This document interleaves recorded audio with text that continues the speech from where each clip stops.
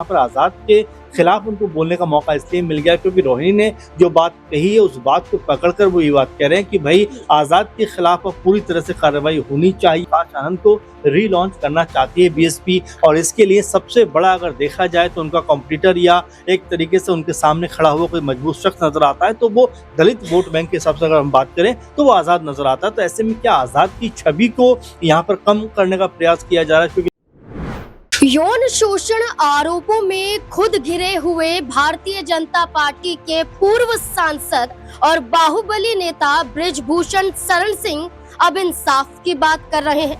बृजभूषण शरण सिंह अब महिला सम्मान की बात कर रहे हैं।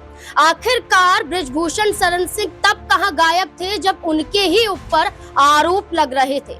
तब क्यों बृजभूषण शरण सिंह ने कहा था कि आरोप तय हो जाएंगे तो फांसी लगा लूंगा, लेकिन अब यही बृजभूषण शरण सिंह क्यों कह रहे हैं? जो छुपे हुए फिर रहे थे वही बृजभूषण शरण सिंह सामने आए हैं और आजाद समाज पार्टी के मुखिया चंद्रशेखर आजाद रावण की गिरफ्तारी की मांग कर रहे हैं। उनके खिलाफ एफआईआर दर्ज करने की मांग कर रहे हैं, मुकदमा चलाने की मांग कर रहे हैं। आरोप लगाने वाली इंदौर की रहने वाली महिला रोहिणी घावरी को इंसाफ दिलाने के लिए कोर्ट तक जाने की बात कर रहे हैं।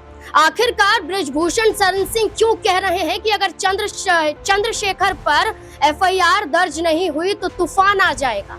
जल्द से जल्द लोगों को उठना पड़ेगा, एक साथ आना पड़ेगा और चंद्रशेखर आजाद के खिलाफ जाना पड़ेगा। क्या वाकई चंद्रशेखर आजाद कसूरवार है? क्या चंद्रशेखर आजाद की अब गिरफ्तारी हो जाएगी? क्या चंद्रशेखर आजाद पर आरोप लगाने वाली रोहिणी घावरी के पीछे क्या कोई और हाथ भी है, या फिर इन आरोपों के चलते चंद्रशेखर आजाद को अब सलाखों के पीछे चले जाना पड़ेगा? तमाम सवाल चंद्रशेखर आजाद से जुड़ जाते हैं। तमाम सवालों के जवाब लेंगे। मेरे साथ मेरे वरिष्ठ सहयोगी अमन सर जुड़ चुके हैं। सर बहुत बहुत स्वागत है। सर लगातार लंबे समय से हम ये मामला देख रहे हैं जहां रोहिणी घावरी एक गंभीर आरोप चंद्रशेखर आजाद पर लगाती हैं। कहती हैं कि पहले से शादीशुदा हैं, लेकिन वो उनके साथ में रिश्ते में भी थे और उनके साथ ही नहीं बल्कि कई और भी लड़कियों के साथ वो रिश्ते में आ चुके हैं। लेकिन बृजभूषण शरण सिंह अब रोहिणी घावरी के समर्थन में उतरे हैं, चंद्रशेखर आजाद के खिलाफ मुकदमा चलाने की बात कर रहे हैं। बृजभूषण शरण सिंह के बयान को कैसे देखेंगे आप? देखिए, पहली बात तो ये है कि जिस तरह के आरोप आज़ाद पे लगे हैं कोई पहली बार नहीं लगे। इससे पहले भी 2024 में भी एक तरीके से रोहिणी घावरी ने ये बात कही थी कि तमाम तरह की जो चीज़ें हैं उन्होंने झेली हैं, बर्दाश्त की हैं और एक तरीके से कहा जाए तो आज़ाद ने उनको धोखा दिया है। उस समय भी तमाम सारी बातें उन्होंने कही थी और ये तक कहा था कि अभी पॉलिटिकल माहौल है इसलिए वो ज़्यादा नहीं बोलना चाहती, उनका पॉलिटिकल करियर इससे ख़त्म हो सकता है। ये उस समय भी रोहिणी ने कहा था। अब जिस तरह से वो आवाज़ बुलंद कर रहे हैं कि भाई यहाँ पर जिस तरह का शोषण उनका हुआ है और सिर्फ उनका नहीं बल्कि उनके साथ में कई लड़कियां ऐसी रहीं जिनके साथ में आज़ाद के ताल्लुकात थे, संबंध थे और इस बात को लेकर अब वो तमाम बातों को जगजाहिर करती हुई नजर आती हैं। अब देखिए, आज़ाद के ऊपर अगर ये आरोप लगे हैं तो ये भी कहा जा रहा है कि क्या इसमें कोई पॉलिटिकल एंगल भी हो सकता है, क्या राजनीतिक कोई कह सकते हैं मकसद के तहत ये करवाया जा रहा है? क्योंकि एक लंबे वक्त से आप देखेंगे कि जो रोहिणी है ये स्विट्जरलैंड में रहती हैं, वहाँ से एक एनजीओ चलाती हैं और वहाँ पर जॉब करती हैं, काफ़ी ज़्यादा पैसा भी कमाती हैं। लेकिन सब लोग यही कहते हैं कि भाई इतना वक्त बीतने के बाद आखिर अब उनको ये सब बातें क्यों याद आई हैं, क्यों ये सब बातें वो कहती हुई नजर आ रही हैं? क्या कोई पॉलिटिकल तौर पर उनको कह सकते हैं उकसा रहा है या एक तरीके से उनको बयान देने के लिए मजबूर कर रहा है? बृजभूषण शरण सिंह ने एक ये भी बयान दिया था कि एक वक्त पर चंद्रशेखर ने बृजभूषण शरण सिंह के खिलाफ ये कहा था कि उनके ही गांव में घुसकर उनको घसीट कर लाएंगे। तो क्या बृजभूषण शरण सिंह चंद्रशेखर से बदला ले रहे हैं? जाहिर बात है कि यहाँ पे जैसे मैंने कहा कि राजनीतिक रंग भी कहने को इसको दिया जा रहा है। आप देखेंगे बृजभूषण का जो बयान सामने आया है, खुद के ऊपर कितने सारे आरोप लगे हुए थे, उस वक्त अपने आप को निर्दोष बताया करते थे, तमाम आरोपों को एकदम खारिज किया करते थे और तमाम तरह की बातें वो कहते थे कि फांसी लगा लूंगा, ऐसा कर लूंगा।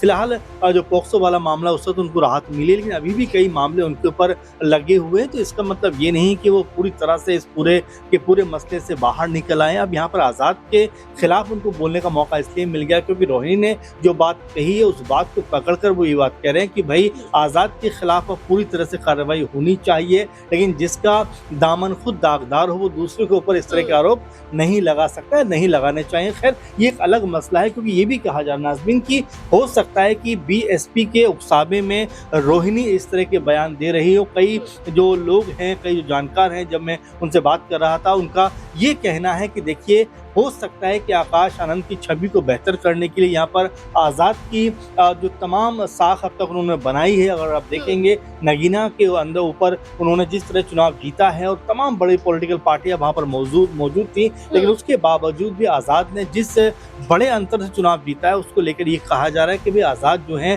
वो अपनी ताकत को मजबूत कर चुके हैं। चंद्रशेखर आजाद तो मायावती को ये तक कहते हुए नजर आए हैं कि हम उन्हें भगवान मानते हैं, वो हमारा आदर्श है, मायावती से हमने सब कुछ सीखा है। और मायावती के लिए वो हर बार ये कहते थे कि हम उनके समर्थन में हैं, वो हमारे समर्थन में कब आएंगे ये देखना होगा। लेकिन अभी अगर बीएसपी को देखा जाए तो उनका एक भी सांसद नहीं है। आज़ाद सांसद भी हैं, पार्टी को बढ़ा भी रहे हैं, कभी आजम खान से मिलते हैं, कभी कह सकते हैं स्वयं प्रकाश मौर्य से मुलाकात करते हैं, कभी पल्लवी पटेल से मिलते हैं, यानी कि एक तरीके से अपने लिए माहौल बनाने का प्रयास करते हैं। कभी कहते हैं कि जयंत चौधरी के साथ में मेरे बहुत अच्छे रिश्ते हैं, यानी कि उत्तर प्रदेश में, खासकर पश्चिम उत्तर प्रदेश में अपने आप को ज़्यादा ताकतवर बनाने का प्रयास कर रहे हैं। अब ऐसे में बीएसपी का जो अब तक दबदबा रहा है एससी और खास दलित वोटों पे, उसको भी सेंधमारी करते हुए दिखाई पड़ते हैं। आप देखेंगे 2024 के लोकसभा चुनाव में मायावती को उत्तर प्रदेश में 8-9% वोट मिलता है। अगर 22% में से 8-9% मिलता है, इसका मतलब आधा जो वोट बैंक है वो उनके हाथ से छिटकता हुआ दिखाई पड़ता है।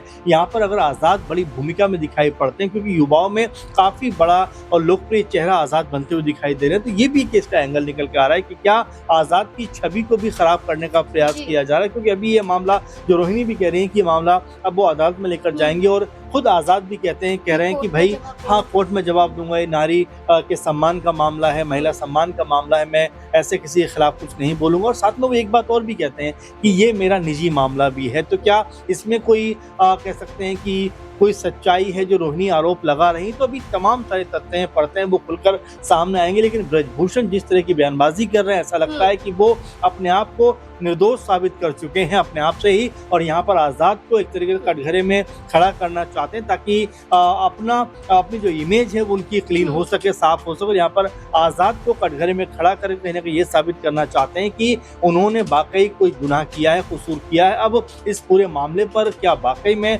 अदालत कोई फैसला करती हुई नजर आएगी या बाहर में कोई सेटलमेंट होता हुआ दिखाई पड़ेगा? क्योंकि आप देखेंगे कि एक लंबे वक्त से मामला चल रहा है। कभी रोहिणी इसके ऊपर खूब कह सकते हैं बयानबाजी करती, कभी चुप हो जाती। तो अब इसको लेकर भी कहीं ना कहीं अब जो बयानबाजी का दौर है वो दिखाई पड़ रहा है। वैसे में चाहे ब्रजभूषण हो, चाहे बीएसपी हो, कहीं ना कहीं ऐसा लगता है कि आज़ाद को लेकर घेराबंदी करने का प्रयास कर रहे हैं कि जो आरोप उनके ऊपर लगे हैं उससे उनका राजनीतिक नुकसान एक तरीके से होता हुआ दिखाई पड़ेगा। सर, यहाँ एक जहन में सवाल आता है कि आपने कहा कि क्या रोहिणी घावरी आकाश आनंद की छवि को सुधारने की कोशिश कर रही है, लेकिन सवाल तो ये भी आता है कि क्या बहुजन समाज पार्टी के जरिए वो अपने राजनीतिक सफर की शुरुआत कर रही है? क्योंकि यहाँ पर एक बयान है जो खुद चंद्रशेखर आजाद की पार्टी के नेता ने कहा है कि उनके कई पोस्ट आए हैं जिसमें वो ये कहती हैं कि जिस उम्र में मायावती बहुजन मूवमेंट बाबा साहिब के सपने को जमीन पर उतार रही थी, चंद्रशेखर आजाद यहाँ पर कहीं ना कहीं महिलाओं को बदल रहे हैं। देखिए बिल्कुल। और दूसरी बात ये भी निकल के सामने आती है कि अगर रोहिणी पॉलिटिक्स में उतरती हैं तो क्या उनका रुख और रुझान जो है वो बीएसपी की तरफ रहने वाला? जैसे मैंने शुरू में आपसे कहा कि आकाश आनंद को जिस तरह से अब पार्टी का भविष्य के तौर पर देखा जा रहा है, जिम्मेदारी दी जा रही है, हालांकि ये भी देखा गया है कि 2-3 बार उनको जिम्मेदारी देने के बाद हटा भी दिया गया। तो क्या ऐसे में आकाश आनंद को रीलॉन्च करना चाहती है बीएसपी? और इसके लिए सबसे बड़ा अगर देखा जाए तो उनका कॉम्पिटिटर या एक तरीके से उनके सामने खड़ा हुआ कोई मजबूत शख्स नजर आता है तो वो दलित वोट बैंक के हिसाब से अगर हम बात करें तो वो आज़ाद नजर आता है। तो ऐसे में क्या आज़ाद की छवि को यहाँ पर कम करने का प्रयास किया जा रहा है? क्योंकि हमने 2024 में भी देखा कि रोहिणी ने तमाम सारे ट्वीट उस समय भी किए थे और अब एक बार फिर वो एक्टिव होती हुई दिखाई पड़ रहे हैं, क्योंकि यूपी इलेक्शन को महज 1.5 से 2 साल का वक्त रह गया, तो उससे पहले क्या यहाँ पर बीएसपी के लिए एक माहौल बनाना चाहते हैं और साथ में क्या ये बताना चाहते हैं कि जो आज़ाद लगातार ये दावे करते हैं कि दलित समुदाय के लिए वो बहुत कुछ करते हुए नजर आते हैं, वैसा कुछ नहीं है, बल्कि वो जो लड़कियां हैं उनकी इज्जत के साथ में खेलते हुए दिखाई पड़ते हैं या उनके साथ में धोखाधड़ी करते हुए नजर आते हैं। इस तरह के आरोप रोहिणी लगाकर कहीं ना कहीं आज़ाद की जो छवि है उसको कम करना चाहती है। बिल्कुल। अब चंद्रशेखर आजाद का ये पूरा मामला क्या कोर्ट में देखा जाएगा और क्या चंद्रशेखर आजाद पर जो आरोप लगाए जा रहे हैं, क्या इन आरोपों के सच होने के बाद क्या गिरफ्तारी और क्या सांसदीय पद पर भी खतरा मंडरा सकता है, क्योंकि एक तरफ भारतीय जनता पार्टी के जरिए ब्रिजभूषण शरण सिंह हमला कर रहे हैं तो दूसरी तरफ रोहिणी घाघरी के मायावती के साथ रिश्ते बताए जा रहे हैं। अब इस बीच में चंद्रशेखर आजाद फंस चुके हैं। आखिरकार क्या होगा इस पूरे मामले का अंत, देखना काफी अहम होने वाला है। इस पूरे मुद्दे को लेकर आपको क्या लगता है, अपनी राय कमेंट सेक्शन में जरूर दें। देखते रहे SPN9 न्यूज। धन्यवाद।